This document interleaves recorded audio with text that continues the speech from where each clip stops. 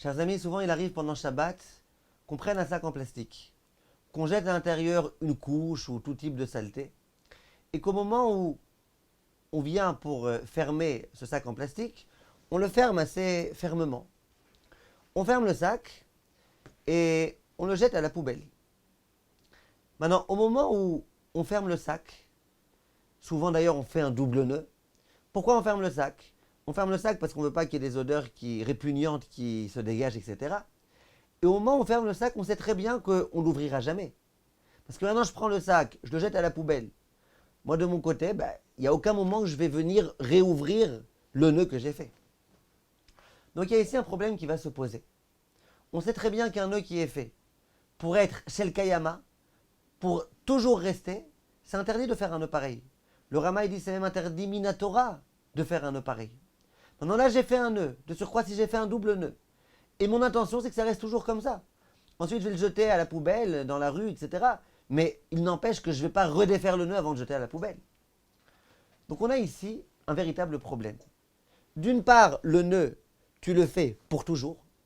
D'autre part, toi, tu n'es pas intéressé à ce que le nœud il reste toujours. Parce qu'au moment où tu as jeté la poubelle dehors, ça ne t'intéresse plus. Tu serais d'accord, toi, que le nœud il se défasse. Tu n'es plus intéressé à ce que le nœud reste en place. Question, comment on considère cette chose-là? Est-ce qu'on considère ça comme étant un kécher chez le Kayama et donc c'est complètement interdit?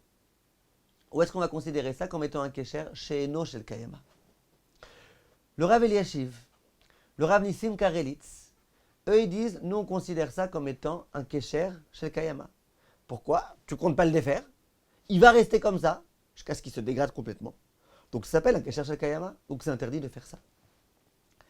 Le Shulchan Aruch Harav par exemple, il parle du nœud qu'on fait sur le loulav, pour assembler le loulav avec le hadas et la harava. Dit le Shulchan Aruch Harav, il ne faut pas faire ce nœud-là pendant Yom Tov ou pendant Shabbat. Pourquoi? Parce que si tu fais ce nœud-là, bien que ce n'est pas un nœud très compliqué, très complexe, mais il n'empêche que ce nœud-là, tu le fais pour qu'il reste toujours.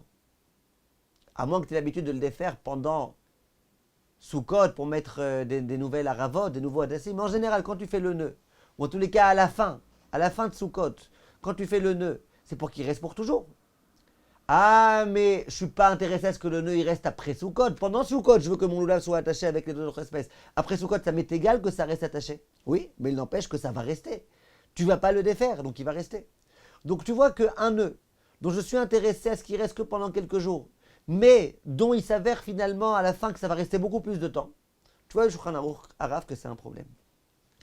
Le Rav Auerbach, pendant un long moment, il a voulu interdire, et à la fin, il a changé d'avis, et il a dit non. C'est différent du loulav, il y a tout type de différence explicitée dans le Shmirat Shabbat qui est le Cheta. Il dit, moi je pense que, étant donné qu'on n'est pas intéressé à ce que ce nœud reste en place, on est intéressé à ce qu'il reste en place que pendant quelques heures jusqu'à ce qu'on le jette à la poubelle dehors, donc ça ne s'appelle pas un Kesher Shel Kayama. Le Minchat Yitzhak va exactement dans le même sens. Donc ceux qui veulent se reposer sur les opinions permissives ont sur quoi se reposer. Ceux qui peuvent se montrer plus mahmirim, c'est sûr qu'il y a de quoi être mahmir, surtout que d'après le Rama et le Rosh, on est ici en plein Issur de Horaïta potentiellement, donc il vaudrait mieux essayer d'être mahmir. Donc tous mes chers amis et à bientôt.